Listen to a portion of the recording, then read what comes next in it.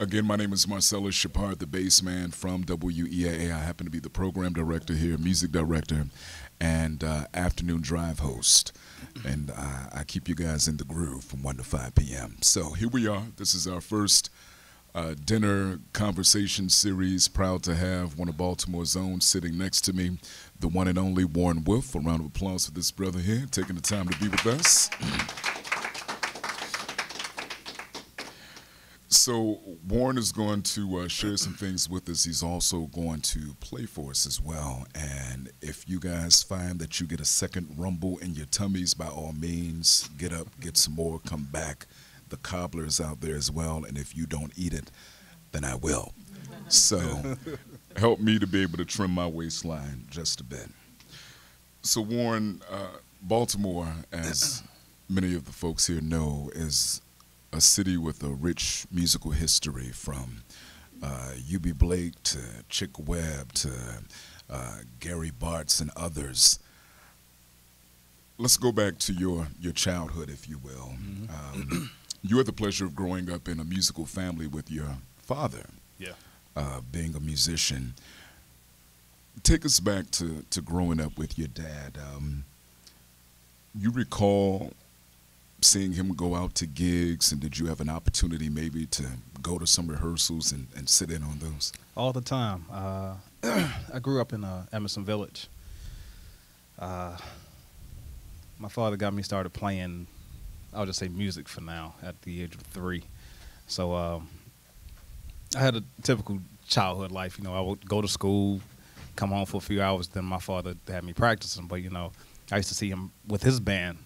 His band was called Wolfpack, and they would rehearse every, I think, Friday and Saturday in our basement. Okay. And they would perform songs, you know, popular by artists by like Anita Baker, Yellow Jacket, Spiral Driver, Temptations, people like that. This was like 1985, 86, somewhere around there. So I was deep into it from that end of it. You know, I used to listen to him. They used to always be in the basement just playing and you know, just having fun, jamming out. And on the weekends, they did not rehearse. They would go around town and play at different clubs. The only 2 clubs that really come to mind that I remember is 1818 Maryland Avenue. I forget the name of that club. They just called it 1818. And what's the other place? The Sportsman's Lounge. Okay. Up there on Gwen Oak, which is they're not there anymore. And they used to play there every Saturday too. So those are 2 clubs that I really remember. What were some of the sounds that were being played in the household? Well, there was a lot. You have my sister. I can talk about her very briefly. She played violin, so I could easily hear her playing like little classical sonatas on the violin. She's not playing anymore, though. Then, like I said, my father and my mom, they were always, and still to this day, they like playing music from the 50s and 60s, you know, Temptations, Otis Redding, and then Gladys Knight and all those folks from back then. But then at the same time, when my mom wasn't in the picture, my dad would always play, like I said, Anita Baker, Spiral Gyra, even a lot of classical music, because that was a big part of my training to people such as Miles Davis and Charlie Parker, Duke Ellington, Milt Jackson, just pretty much everything. I think we heard everything around the house except for hip hop. You know, I remember in high school, you know, hip hop was a part of me too, because it's just another side that will bring out my musicality. Right. But I remember in high school, one of the first CDs that I bought, or I should say cassette tapes, was Snoop Doggy Dogg, his record called Doggy Style. Doggy Style. And I loved that record. And I remember I was playing, you know, we all know that record has a lot of profanity. Oh, yes. And I was playing that record really loud. My father was like, "What is that? Give me that." So he took it from me, but I had some money and I wouldn't bought it again. So all of these different musics, all of this different influence. And then we look at your father being a musician, your sister doing some work, you going off to do work in some pretty good schools. That's all right. People always think about my high school and college years, but it actually goes back to elementary. Okay. there was a teacher. I went to a school in Edmondson Village called Lyndhurst Elementary School. It's up on it's on so it's on Wildwood Parkway, and there was a teacher there. Her name is Dorothy Reddick. I think she's passed on now, but she was like one of the first teachers to give me a chance to play in a band setting. You know, I don't remember what we played so much, but that was that school. From there, I went to middle school, which was Rockland, West Baltimore Middle School. The teacher there was Miss Betty McLeod. Okay. At that school, we had a chance to play in a concert band setting and a jazz band setting where I played drum set and piano. No vibes, nothing like that. And then on from that point, that's when I went to Baltimore School for the Arts. And had a chance to play in the wind ensemble, jazz band, orchestra. Also, a lot of time at Peabody Preparatory, playing in the symphony orchestra, playing a lot of timpani, classical music. And then after that, I went north and went to Berklee College of Music in Boston. And I stayed up there for 4 years. And at that school is where I played just about anything that you can think of, any style of music. So. Now, sticking with the school system theme here, how important do you feel it was, or how important was the role that the school system played in keeping you as a musician? When you look at the school system now, music programs are being taken away from schools left and right. And it's pretty sad because kids will no longer have the opportunities that we did to be able to explore a variety of instrumentation, you know, at that age, outside of their parents physically taking them and paying for lessons, you know. What kind of role did the school system play? I mean, it was very important. I'm thinking about I won't say School for the Arts because music will always be there. If music is ever taken from that school, I'd be surprised. You know, there's a problem. But when I was in middle school, man, we had like the largest bands. I remember we had in our concert band like 50 clarinet players and like 15 trombone players. You know, it was about 85 of us in one band. Wow. In middle school. But also at that time, this is 1990 to 92 for me, I believe. They used to have these festivals for all the school bands, and we used to all meet up at Calverton Middle School. And I don't know if we played for a prize or an award like that, but it was just so nice to see all these bands come together, and we'll be playing. And, you know, it was just nice to see so many musicians that was around the city. Nowadays, it's really not happening anymore. You'll see schools like, I guess City might still have a band. Douglas, of course, School for the Arts. Is Lake Clifton, is that still called Lake Clifton? Heritage High. Okay, well, it was Lake Clifton then. You know, that was one of the main schools that have bands. I mean, it's kind of sad, and I'd like to be one of the ones to try to help put music back into the schools. There's a guy here in Baltimore City named Brian Schneckenberger. I know he's a big part of that, but it seems like music nowadays is just more of an elective. It's like, okay, we'll let you do it just so you can have some type of exposure to it, but besides that, it's really not thought of as a serious thing. But I try to tell people, it's like, imagine what the world would be like if it was just complete silence. If there were no music. It's like, okay, what do you say then? I mean, thank God we have a lot of people out here, not only in Baltimore, but people who are just bright enough to go ahead and learn what the MP3 machine might be able to do, and they're talented enough to realize just what a simple chord can do. It will create something. But then you have people like me, you know, I have so much to give back to people who really want to learn, and just like people don't really care. They don't take us seriously. It's like, whatever. Let's go ahead and take a listen to what the school system and more has taught this young man. Ladies and gentlemen, we give you Warren Wolf on the vibes.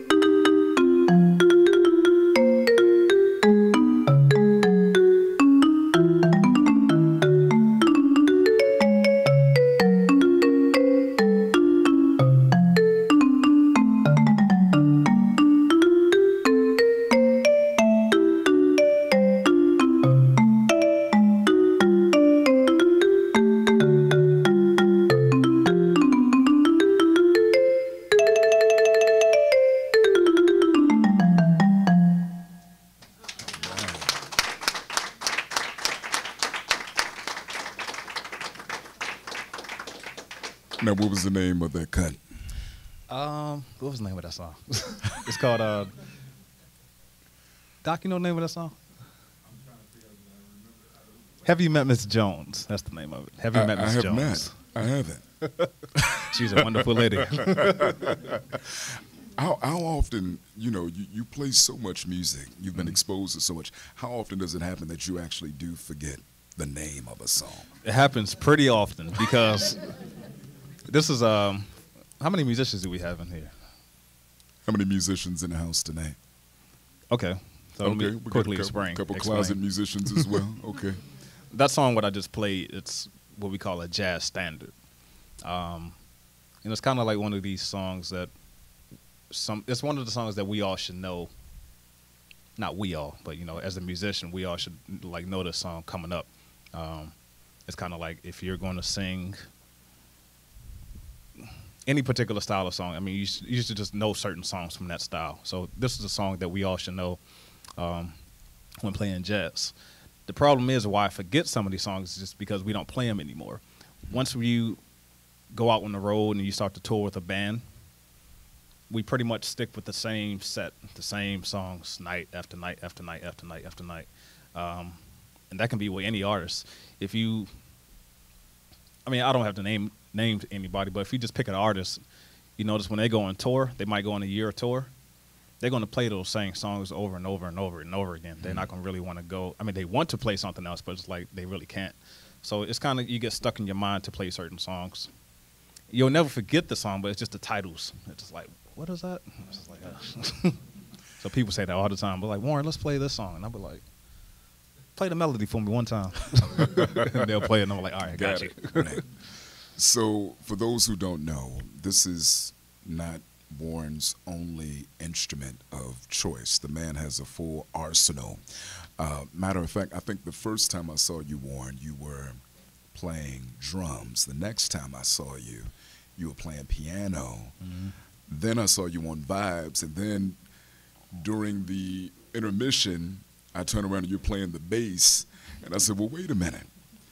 You got a lot going on, and I know you dibble-dabble with the foot pedals on the organ as well. Yeah, just a little bit. So, coming up, I know Pops, Warren Wood Sr. had to put his foot down and keep you in the house, if you will, with your lessons. What kind of lesson schedule were you on, working with so much?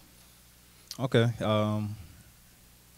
So it's out there, I was a normal kid. But my dad, you're locked up in the basement. Yeah. My dad told me he knew what he wanted me. He knew what he wanted me to do from the moment I was born. So I didn't have a chance to pick a profession or something like that. Like a lot of people nowadays, when they see me, they're like, "Man, what NFL team do you play for?" I'm just like, so I started playing at the age of 3. I'm 33 years old right now. From the age of 3 until 17, I would practice 5 days a week, Monday through Friday, 90 minutes per day. Wow. 30 minutes on the mallets. Now, I'm going to explain what this instrument is in particular. But 30 minutes on the mallets, meaning this, another 30 minutes on the drums, and another 30 minutes on piano.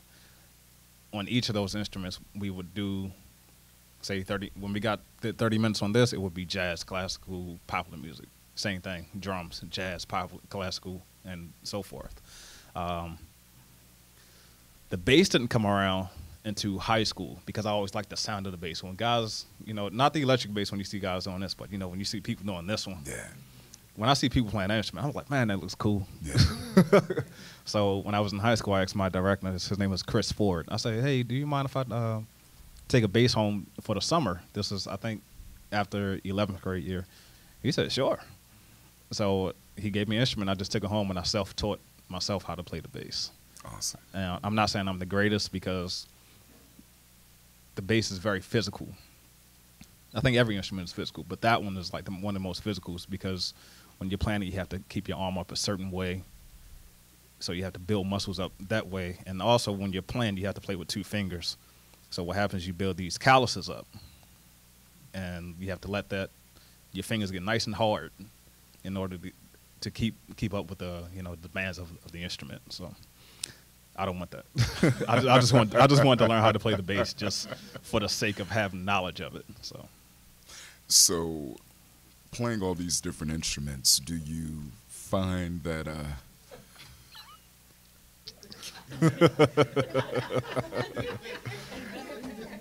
you're on videotape, we see you. Kim Chase, ladies and gentlemen. Playing all these different instruments, do you, when you're playing them in a band setting, in a live setting, do you have the same feeling like when you're on the bass, you're feeling cool, you're kind of sexy with it, Mm-hmm. but then when you're on the drums, you're a little hard with it? I mean, is it the same feeling on each instrument? No, it's not really a feeling. For me, it's just more like what my role is. So just the knowledge. I won't include the bass in that. Okay. At all. It's just different roles. When I'm playing this, or mallets, I should say, Mm-hmm. I'm thinking more, I'm the soloist, I'm the man, I'm out front, and I'm not worried about anybody else. When I'm on drums, I'm just thinking more of it as in the rhythm part. I want to be my role as a drummer is to make you all feel good, like when you're laying down the pocket and you land down the groove. Keep it time. Yeah. As a bass player, it's just, as a pianist, I'm sorry. I'm just laying down the colors and the flavor to make you say, oh, wow, that was pretty. That's pretty. That was a nice, whatever you want to call it. It was just a nice flow, I guess, what he just performed. And that's what I think. That's what I'm thinking. Well, go ahead and give us something pretty, nice, and sexy. There we go. Okay, I'll try that on this instrument. Let me explain this instrument really quickly. Go ahead. My main instrument, as perceived by the general public, is the vibraphone. If you don't know what the vibraphone is, when I say that to people, I say I play the vibraphone. They're like, what is that? I say, well, do you know what the xylophone? Oh, yeah. It's the same thing. So the vibraphone is really heavy, and it's a lot bigger. It's about 130 pounds. I mean, it breaks down to many different pieces. This is called, as you see on the front, it's called a mallet cat. This is kind of like a MIDI synthesizer with multiple sounds. There's so many different sounds in here, and I don't really like a lot of them. But when I'm playing, the sound that I'm using is the marimba. Marimba is like the third version of the vibraphone. There's a vibraphone, marimba, and the xylophone. They all just sound differently. That's another topic. So, but this is just a little easier to deal with. If y'all are familiar with Roy Ayers, he plays this all the time. Apparently, from what I heard, he would rather play the real vibraphone. But Roy is like in the 70s, somewhere around there. Roy isn't going to be picking the real vibraphone up and taking that. So it's just, this by itself weighs about maybe 10 pounds. And even so, I still think Rory has somebody carry that for him. So. Definitely. Ladies and gentlemen, once again, Warren Wouf.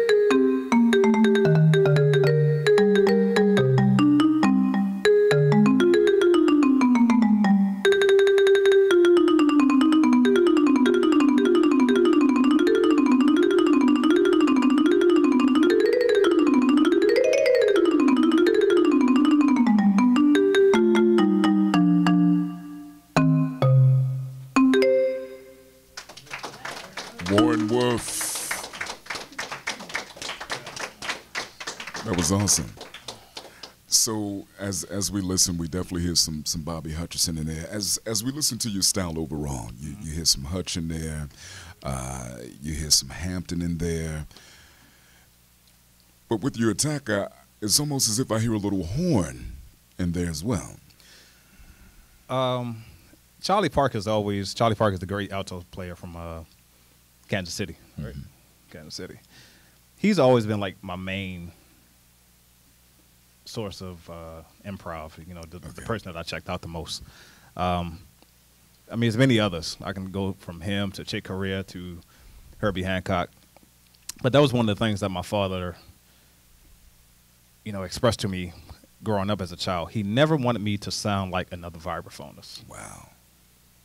There's a lot of people, you know, when they just come to, you know, it's any instrument, and any style of art or whatever you want to call it. You know, if you, for instance, you have Kobe Bryant, he checked out Michael Jordan. So he was going to copy his game somewhat off of Michael Jordan, but he's going to add a couple of things of Kobe Bryant. And, you know, that can be said in any type of thing. So I checked out Milt Jackson and Bobby Hutcherson just so I can get small pointers from the two. But I always wanted to take things from this person and this person and this person. And to be honest, they all don't have to be good, because I've heard some bad musicians in my life, and I'm just like, well, I can take something from you and turn it into this. Okay. So I've always tried to take something from any musician, any good, bad, any style of music, ball it up into my thoughts, and then what comes out is what you hear. So looking at the folks that you've been on the road with over the years, from Bobby Watson to Wynton Marsalis, Jazz at Lincoln Center, Christian McBride, who would you say out of those folks you've worked with has influenced you the most, has had the biggest impact on Warren Wolf, the person? It would probably be Christian McBride. Christian McBride, if you don't know who he is, he's like in my opinion, like the greatest jazz. I don't want to say jazz bassist. He's like the greatest bassist in the world. Yeah. I would say him mainly because I've been on the road with him the longest. I've been out with him for 4 years, and it's not that he didn't say anything. It's not him teaching me anything on the road, like verbally. It's just being around him and kind of like soaking up the knowledge that he received from other people, because he was on the road with everybody from Freddie Hubbard to just name some contemporary, Sting, Queen Latifah, Betty Carter, he's been on the road with everybody. So what he got from them, he's passing on to me, but just we're saying it to each other on stage musically. He's never been like, Warren, let me talk to you. I want you to do this, and I want you to do that. It's never been like that. So, and not only Christian, it's just the band that I play in. With Christian, it's called Inside Straight. The guys in the band, they all have been around in this business for at least 20 years. So I'm the youngest person in the band. You have Christian, and he's not the oldest. It's his band, but he's not the oldest person. Christian's only about 40. The oldest guy in the band is saxophonist Steve Wilson. So being around Steve Wilson to Christian to pianist Peter Martin. Peter Martin is the musical director for Diane Reeves, and Carl Allen. He's the drummer. Carl is the dean of jazz studies at Juilliard School of Music. So just being around those guys all the time, just a good lesson, I should say. I'm receiving a lesson every night. So Christian has done many a thing for you, as you just mentioned. I know one of those things is kind of led to your first major label release, Warren Wolf, if you don't have it, self-titled release, Mack Avenue Records, in which Christian is on. Yeah. Mack Avenue. You had the pleasure of playing on his project. He, in return, also plays on your project with some other incredible artists out there. This CD, if you did not know, reached #1 on the Jazz Week charts. So it's #1 in jazz radio. Thank you. How did it feel to reach the top of the charts, and where were you when you got the call? To be honest, I didn't know that until now.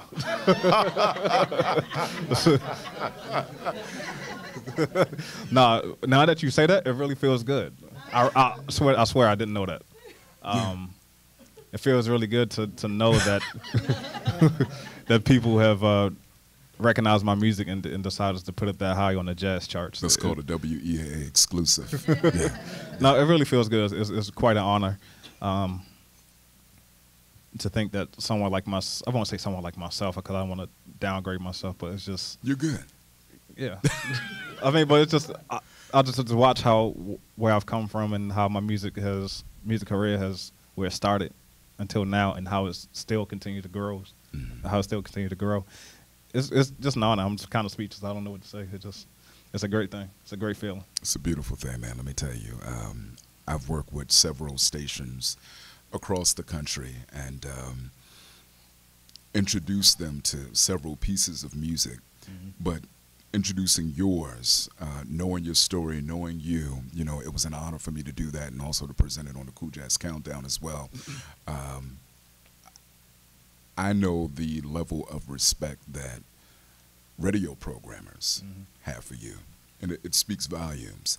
I think it speaks volumes to Warren Wolf Sr., who, as a father looking at your child, saying, you know what, I'm not going to let him go out and do X, Y, Z because it could lead to this. And that's a hard thing to do as a father of three. I have so many things that I want my children to do. But I try to let them explore things, but then at times you don't have to say, hey, no, you're going to do this, One of them is a percussionist. He plays xylophone. He does drums. Another one is a trumpeter. My oldest, I let him do his thing, and I learned my lesson. I mean, he's a football player, and he's in school. Yeah. But nonetheless, hats off to Pops, to Warren Wolf Sr. for having the forethought, to seeing the vision and staying the course, and molding you into the man that you are today. And I think it's so great that, as you heard Christian say earlier, his father's band was called Wolfpack. You too refer to I refer to my band as Wolfpack now. As Wolfpack, yeah. Tell us about the Wolfpack. Who's in Wolfpack? Nowadays, well, I've been floating around using so many different musicians. Guys from New York, some guys from my college years at Berkeley, but I think I've pretty much settled upon like my core group. On drums, there's a guy named Billy Williams. He plays drums for one of our pianists here in Baltimore, Cyrus Chestnut. But his name is Billy Williams. He's from Virginia Beach. He still lives there. On bass, we have Christopher Funn. His dad is Charles Funn. He teaches music over at Dunbar High School or Dunbar Middle. I think it's high school. Chris Funn on bass. On piano, a guy from Columbia, Maryland, but he lives in New York. His name is Alex Brown. And on saxophone, I use them all the time. It just depends on the financial situation of some of these gigs. Right. On saxophone, Tim Green. He teaches here at Morgan, and I've known great player. That's right. Tim is a beautiful player, beautiful has spirit, a CD coming out as well. Yeah. Tim is a beautiful player, just beautiful person in general. But I've known Tim since he was in elementary school, and he's in the group. So that's the core sound. I mean, there were a couple of things I was going for with this group. It was, definitely the playing thing is a plus. But I was also trying to look for guys who I know that can gel together on the road. There's a lot of times people will get these bands together and it's like they all sound good, but they don't actually get along. It's like you take people out, they really can't stand to talk to one another. So that was a plus. That was two. And to be honest, I'm keeping it real with everybody. I look at how all these R&B stars and hip-hop and country rock stars are, however. I wanted a band that looked good, too. And I'm being very serious. And this is not about, a lot of, there's a perception with musicians that, a lot of people, they just go on the road and they just, quote unquote, do their thing, if y'all know what I mean. But everybody in this band, except for Alex, I think he's single, but everybody is happily married in this band. And we really cherish our wives. But beautiful. Like I said, I wanted. It's a beautiful thing, but I also, like I said, I wanted a band, and this is really important to me. This is just me. I just wanted a band who would look good, and we could attract some ladies to our shows. So not for that reason, but it just this is just what I want. I mean, I could explain that on a deeper level later. So. Well, I do want to open up the floor for a couple of questions, but before we do that, I want to hear another tune. So if you would bless us one more again. Ladies and gentlemen, once again, the one and only Warren Wolf.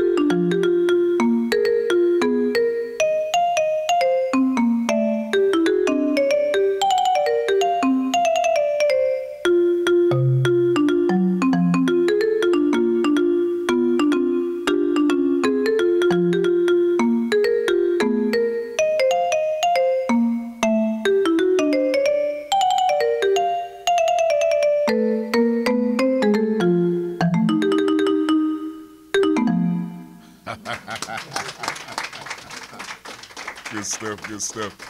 What was the name of that cut? It was a Charlie Parker tune entitled Billy's Bounce. Billy's Bounce. So before we open it up, just one question just came to mind as you're playing, and I'm sitting here and I'm looking at everyone in here. So many folks go across the water and they experience the music in a totally different way than we experience the music here.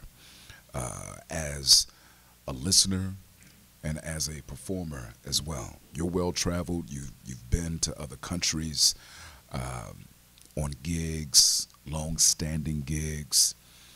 Share with us the parallels of playing here in the States and the type of support you get from an audience in a market to come out to a club, to purchase tickets in advance, to show up to the event on time, you know, the level of excitement, applause you get here in the States, and then what you get across the water. So you're saying what are the differences? Please.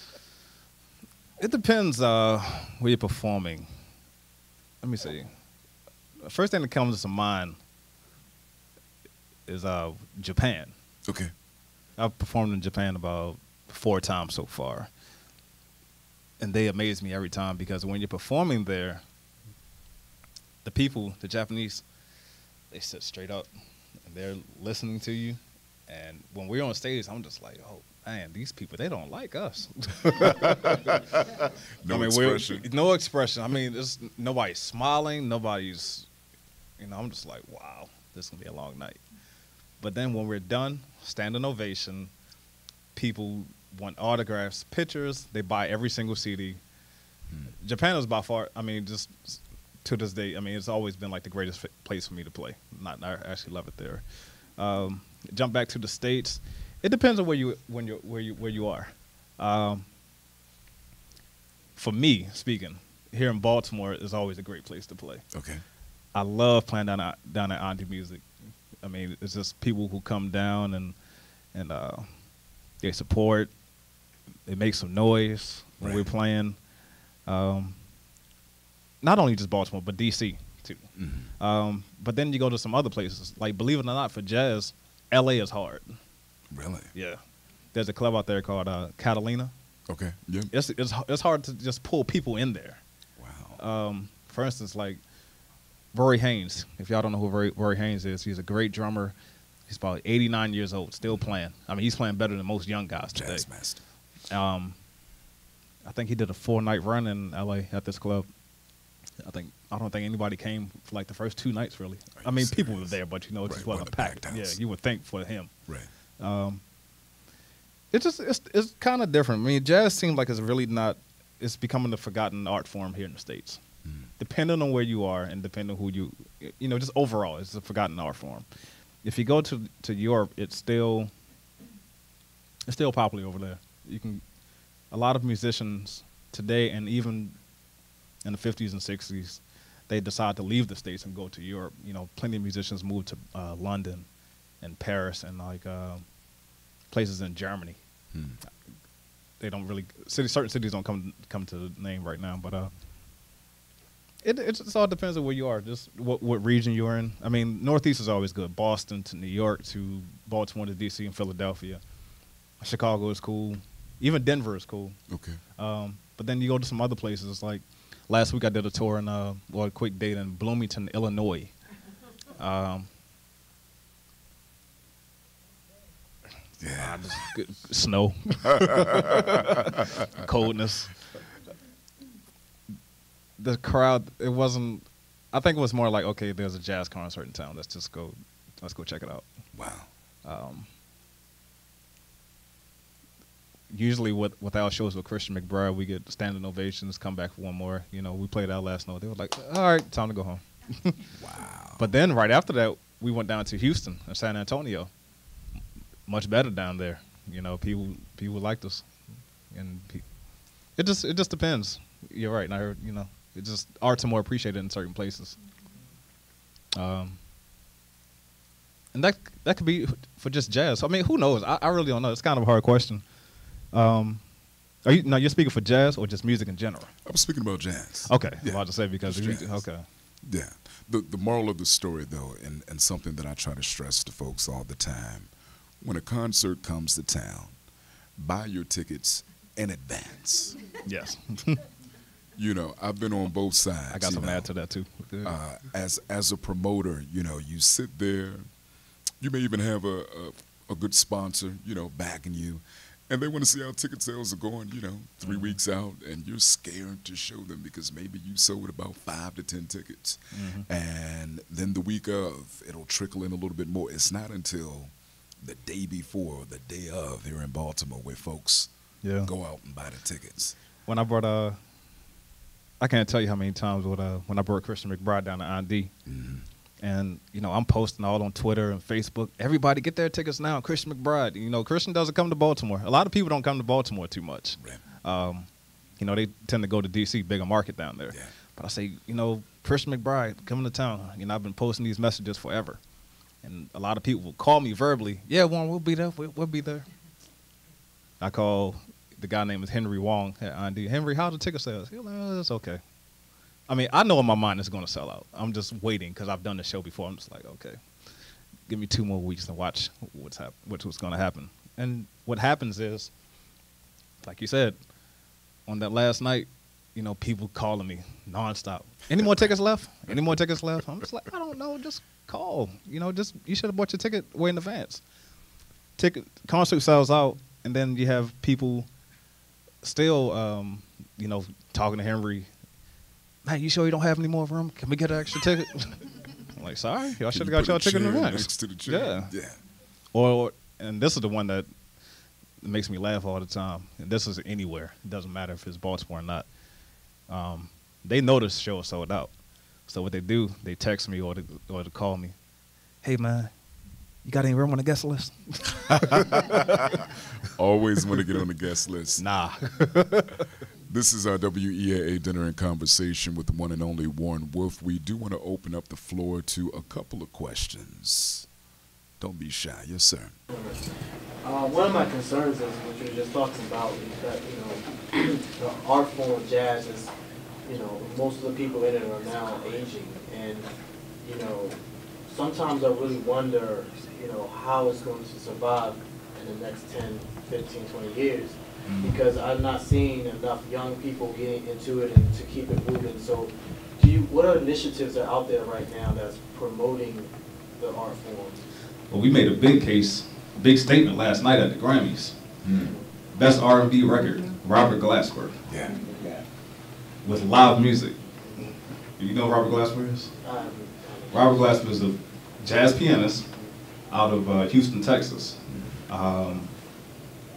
He doesn't necessarily do the whole straight ahead thing, at least he used to, and he still does if he wants to.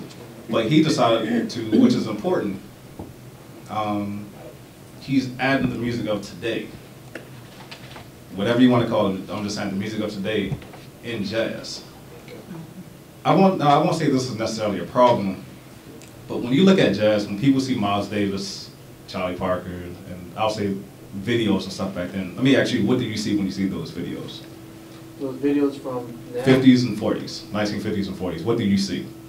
Mostly it's, you know, it's mature people and it's like they're dressed up really nice and it's, okay. You know, that type of thing. I was hoping to answer. Oh, you're talking about, that. Yeah. What did you say? That white audience. No, I wasn't going to really go that far. I was going to say, you see a black and white scene. So when most people think of jazz, they think old stuff, and these are like, man, black and white videos. So it's important nowadays, like I said, you have to add the music of today. There are 3 artists that come to mind when I think about, like I said, it's not traditional jazz like people on the stage swinging. Do you know what I mean when I say swinging? Yeah. It's not too many. I mean, people. There's definitely people doing that, but there's 3 artists that come to mind who are like pushing it more. So, like I said, Robert Glasper made a huge statement last night, winning Best R&B Record over. I didn't see the Grammys because I was doing something, but I don't know who he won over. But for him to win that award, that's kind of huge. The year before that, Artist of the Year, Esperanza Spalding. I actually went to school with her at Berkeley. She has a huge following, but at the same time, when she's not doing her Black Radio Society and Radio Music Society, when she's not doing that, she's actually on the road performing in a traditional jazz setting with Joe Lovano, playing just, she's not singing. She's like the female bass player in the back. And another guy is Christian Scott. Oh, yeah. Christian Scott is a trumpeter. He has his whole image set up. He got his, hair all crazy. His own trumpet. His own special trumpet. Yeah. He has designer clothes, but he's adding more like a rock element to jazz. So the music will always be there. It's just about pushing it forward and somebody doing something else. for instance, when it comes to this instrument, you had the Modern Jazz Quartet, which is Milt Jackson. They played a mix of straight ahead jazz and classical music. It's like somebody else, like myself. I'm not saying I'm going to do it because I know what I want to do, but you know, I could easily take what they did and push it to another point or something like that. It just all depends. The music will always be there. It's up to you and you and you and everybody else to go out and check these people out. You might not like everything that you hear, but it all depends. And then at the same time, the general public, they know who they want as a star. And, you know, it all depends. Don? You say that out of all those people that you say that sort of step on that note and try to make the music move forward, I think you would make sure you would put out Miles Davis, because he's the one that made sure that everybody knew that the music didn't stay in black and white. He Miles, used it for every time. He did something to it every time. And piss people off. Exactly. He didn't care. Oh, okay, I'm sure everybody in here knows who Miles Davis is, right? We all know Miles when he came to New York in the 40s. That last song that I played, Billy's Bounce, he played that song with Charlie Parker. In the 50s, he was like, I don't know, I didn't know Miles, but I'm just assuming what he was guessing. He was like, I'm tired of playing bebop. Let's go ahead and do something just real cool. That's when the birth of the cool came around. Oh, I'm sorry. Am I right? No, I'm thinking about the Coltrane period with that Cannonball. That's when he did this record, Kind of Blue. That was somewhere in the 50s. Yeah. So he went to that style of the jazz. Then after that, he was like, you know, I still want to do acoustic jazz, but I just want to push it just a little bit more. So that's when he had the second great quintet with a young Herbie Hancock, Ron Carter, Tony Williams, and Wayne Shorter. He did that for a few years. But then after a while, he was like, you know, let's get into something else. So if you notice how Miles looked, he had his hair conked and everything. As he lead into the 70s, kind of like Malcolm X, that conk leaves. And what did Miles grow? He grew a big afro. He wore clothes like bell bottoms and big boots and everything like that. So he went to the 70s. He actually wanted to do records with Jimi Hendrix. So he replaced the upright bass with the electric bass. Like, let's get more electric. Gary Bartz coming there. Gary Bartz had his big afro and crazy, you know, half plaited and whatever else. And Herbie Hancock, they instead of going to the grand piano, they went to the Fender Rhodes, to the keyboards. Electric. Anyway, that's the 70s for Miles. So it's like, okay, I'm tired of doing that. He actually retired for a while, for about 6 years. Then he came back. What did he do when he came back in the 80s? He went more pop. He had a Kenny Garrett and some other guys. Kenny Garrett was actually on the Grammys last night. He was with Chick Corea and Stanley Clarke. He went and played pop music. I think one of the biggest songs that he recorded, which wasn't his, was Human Nature, the Michael Jackson song. And then right before he passed, as much as he didn't want to do it, he revisited the past. This is like 1990, 91, and then he did the Quincy Jones thing at Montreux. That was it. But it's very important to just keep pushing and pushing and pushing. There are so many musicians in New York, and like I said, I'm not knocking anybody, but they're just so pro-jazz. It's like the 50s was like the golden years. It's like, let's keep swinging and swinging and swinging and swinging. That's cool if you want to do that, and if they make it a living, that's fine too. But you have to be true to yourself as an artist. Right. So if you want to do that, fine. If you want to go play rock jazz, if you want to play whatever, go ahead. But, me personally, I think it's just good to just keep it going. And,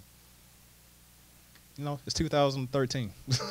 That stuff is 1940. It's very important. You have to recognize Duke Ellington. You have to recognize all the great composers in the American Songbook and all that stuff. But let's just keep going. What's going to happen in 2060? Wow.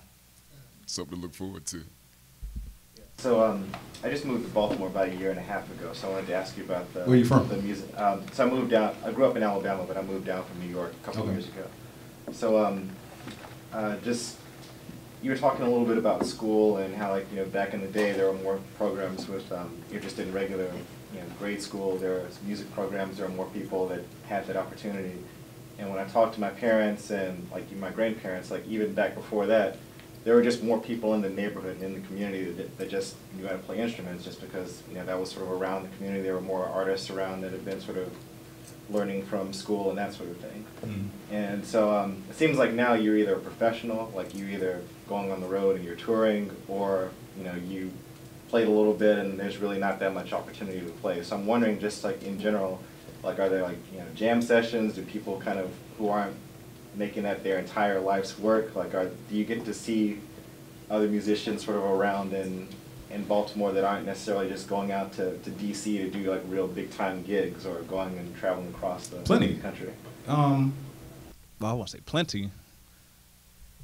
I don't really hang out but so much anymore, only because I'm gone a lot. But one of the biggest jam sessions Baltimore has is the club on St. Paul, I believe. Calvert. What was it, 347? 347. Yeah. Club 347 on Monday nights. You'll see pretty much all the guys down there. Now, they're not necessarily doing straight ahead jazz, maybe a little bit, but they're doing a lot of what do you call that? Contemporary type music. Yeah. And then they still do that? I thought they stopped. Is Craig Austin doing that, right? Okay. Oh, you have those two places. We actually started a jam session I would say last year at the Caton Castle. They were doing that on Fridays, and that was going really good. But if you know Ron, I mean, not to say it, but one bad night, he was like, "All right, we got to shut it down for a minute." It's like, man, just give it a while. It was snowing that night, so of course nobody's going to come out. So, Right. I mean, there are plenty of places to do it. I mean, everybody's just not going to DC to do that. So, I think it's important. Again, if somebody can take the opportunity to just step up and do it. But I think personally, a lot of the musicians here in Baltimore, and I can fall into this category sometimes. I can admit this. We're just too big-headed and too greedy. It's like when somebody says, "Let's do a jam session," the first thing that comes to mind, how much is it paying? Right. If you say that wrong number, I'm kind of busy tonight. But yes, it is understandable. But then at the same time, I realized how important it is. When I was in Boston, my first ever gig as a leader was it's a club what they call Wally's Cafe. We played on Sundays from 3:30 to 7:30. Take a wild guess. Tell me how much you think that paid. No, it wasn't that low. I wouldn't come out with that. 28.50. Yeah. No, I made $40 every Sunday for 4 hours, and for the trio, it was a trio, 3 of us. I think I played drums at the session. I made 40. The other 2 guys made 35. And on the weekends, we played the same club at nighttime. So every Friday and Saturday, 9 o'clock to 1 in the morning. Of course, if a wedding gig or something else came around that paid a lot more, of course we're going to sub that out. But we were at this club every Friday and Saturday, at least I was, for 2 years, making $50 a night. That wasn't too bad to be in college. I was like, cool, Having fun. Yeah, that was enough money I can go to Wendy's, get some food. But it was good. It was good playing with all those guys, letting guys sit in. It builds your endurance up. It kind of built you up as far as just being in the mix with everybody, making yourself a better musician. A lot of musicians think as long as you stay in the practice room and get all your stuff together, that will complete you or be the better musician. For a while. I mean, actually, it will. You will be a better musician by being in the practice room. But what's going to happen once you get outside that practice room and try to get in with everybody else? You're not going to know what to do. So, jam session is important. If I was in town enough, I would do it. So. Kim.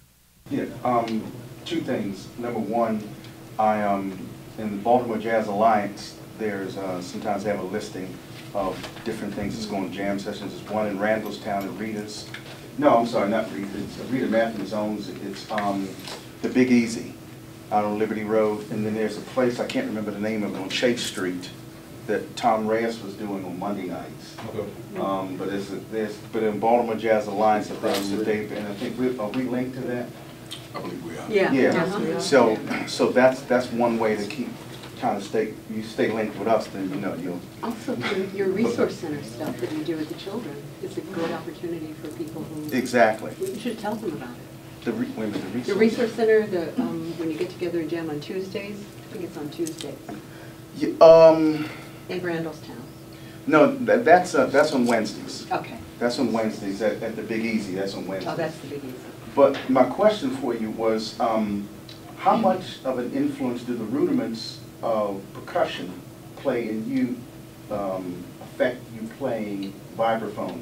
Can somebody play the vibraphone and not know the rudiments of percussion? Because when you were playing, I was hearing you doing paradiddles and different things of that sort. So is that the basis for what you are doing? It's not the basis. I think anybody can play this instrument. It just helped me out just because I was a percussionist. Like I said, there's so much I can talk about, but I'll just answer that quickly. Coming up, I studied with two members of the Baltimore Symphony. One of the guys, he's now deceased. His name is Leo LePage. He was actually a jazz drummer, but he was in the symphony also. He taught at Peabody, and I studied with him for 13 years every Saturday morning. Once I got to high school, the people at Baltimore School for the Arts told me that I couldn't study with him anymore because the other Baltimore Symphony member was teaching at Baltimore School for the Arts. So they didn't want me to have two teachers at the same time. But both of these guys had me studying out of a snare drum book a lot. Mm-hmm. So these snare drum books had all types of rhythm in there. So I would take those snare drum books and apply it to this. So that's where the rhythm came from. And also playing drum set, you know, if you're just, that's all about the rhythm. So I would take little hints of the drum set and, again, apply it to my solos. I never wanted to just, I mean, of course I'm doing it today because I don't have really too much backing me up. And I want everybody here to kind of see where my time is, you know, where I'm at on the beat. But I never wanted to be the guy if I'm just, it's like after a while, it's like, all right, that's kind of boring. So I want to just break it up, you know, just I might do. And then out of nowhere, just say, yeah, it's something, you know, I just got to add it up and add some different rhythm in there. So, but a lot of snare drum books have helped me out with that. Also playing a lot of, you know, violin concertos and stuff like that. Like, that's another thing I didn't talk about really. You know, I went on tour with the Baltimore Symphony for a number of years as a soloist. So it's a lot, but snare drum stuff. Yeah. Could you define music for me, what it means to you? Freedom. That's the best word I can say. Well, at least jazz music is freedom. When you're playing with certain bands, you are restricted in some areas. Like say with classical music, it's not too much freedom in there because you have to read what's on paper. When you're playing in an R&B band or any other band, like who's your favorite artist? If you don't mind me asking, just name anybody. Okay, Aretha Franklin. Okay, do you know the song "Ain't No Way"?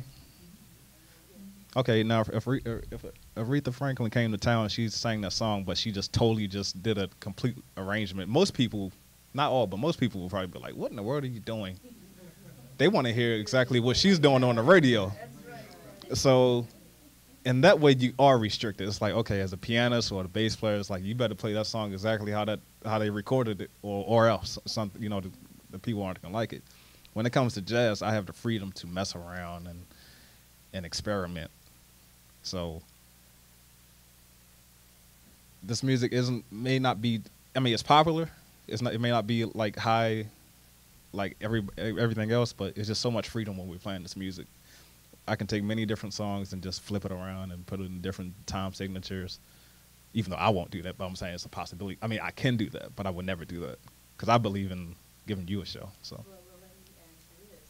Could that not be why young children don't, or aren't really introduced into music today because they don't realize the freedom that comes with it? Possibly. I don't know why. I don't know. I have 3 kids myself, and I tried to introduce them to the music. My daughter, she was like, "Oh, Daddy, this is boring." I don't know. I don't know the answer to that. Yes.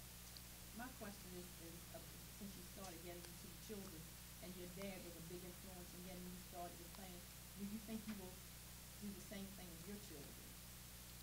Or do you feel that that's too restrictive? Because now people don't tend to mold their children. They tend to let the children mold themselves. That's kind of a difficult question because, to be honest with you, coming up, I hated playing. I was just a little kid in the basement, practicing. I mean, I remember my father, actually, me sitting down like this reminds me of him. He would have this wooden stick, just keeping time for me. Bang, bang, bang, bang. And I'm sitting here, going over these classical etudes. I'm not knowing what this is doing for me. I mean, I know what it's doing now and what it did, but I'm just playing this stuff into my head. I'm just like, oh man, I'd rather be upstairs with my sisters. I have 2 older sisters. I'd rather be up there with them or watching TV. And I really hated every bit of it. But it was such a part of me, I just didn't know. I fell in love, or I should say, I knew what I was going to do playing music come 7th grade. In middle school, I remember one of the songs we played was Eye of the Tiger in a big band setting. See, we had a jazz big band. Well, we didn't play jazz songs. We didn't play Take the A Train. We played Eye of the Tiger. We played Pretty Woman and all that type of stuff. So I remember we took a solo. Actually, no, this was a song. Y'all know Louie Louie? Mm-hmm. I had the keyboard solo in there. So I didn't really know about what chord changes were and playing over certain chords. So what I knew how to do, and I didn't know this either, I had a good ear. I had perfect pitch. Everybody know what perfect pitch is? Oh, yeah. I had perfect pitch, but I didn't know it. So back then, I was more into playing what the hottest song was on the radio. And I forget the name of the song, but I can sing the hook. The girl was like, la-da-dee, la-da-da, la-da-dee, whoever that was. Yeah, so that was the song that I knew how to play on the piano. So they're playing the song. So they're playing the song, and they get to the keyboard solo, and I started playing the solo. And all my classmates, they got up like, yeah, Warren, yeah. And I'm just like, wow, I can get this type of reaction off of people. I might like doing this. So it took like another year for me to really start liking it, to the point where I got home and I was actually looking forward to practicing. So would I do that to my kids? No. If they want to learn, I have the tools to go ahead and teach them. I'll gladly help them. And it's not even about learning just music, because there's a lot of ups and downs to playing this music. Just from the pay to the lifestyle and stuff like that. I mean, I'll gladly tell them and I'll gladly help them, but it's their choice. I would never just force them like, okay, you're going to play. I wouldn't do that. Ladies and gentlemen. Why? I'm sorry. One more. Why? Because I don't think it's fair. I think they should have a choice. Like I said, I didn't have a choice. As much as I love my father, and I'm not blaming him or anything, but I just never had a choice. Yeah, that's true. But what I wanted to do as a child, honestly, I wanted to be an astronaut or a fireman. And that's weird, knowing my personality right now. It's like, why would I want to do that? But those were the 2 things I wanted to do, and I never had the chance to pursue them. It was just music, and, do your homework.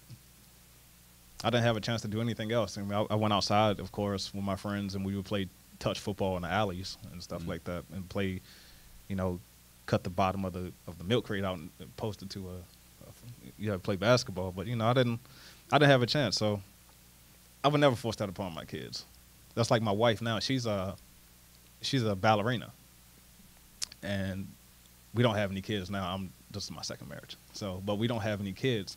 But she told me, we were talking one day, she said if we ever had kids, and if our kids saw her, for instance, doing ballet, she wouldn't just tell them to do it, but if they wanted to do it, she would gladly she'll guide them along. So I just don't think it's fair to just dictate somebody's life. Of course you want to guide your child and mold them, but let them, I think personally, let your child experience everything, and then let them pick from let them pick from something. Well, bro, when you think about it, you heat things up on the set, Mm. then you cool it off. You take people to the moon with your songs and your style. So, in a nutshell, you're doing what you wanted to do. Oh yes, anyway. I'm cool now. Ladies and gentlemen, the one and only Warren Wolf here for the WEAA dinner conversation and performance. His CD is self-titled Warren Wolf. You'll find it on Mack Avenue Records. Warren, we appreciate your time, brother. Thank you so much. Thank you very much. Thank you all for Continued success coming. to you.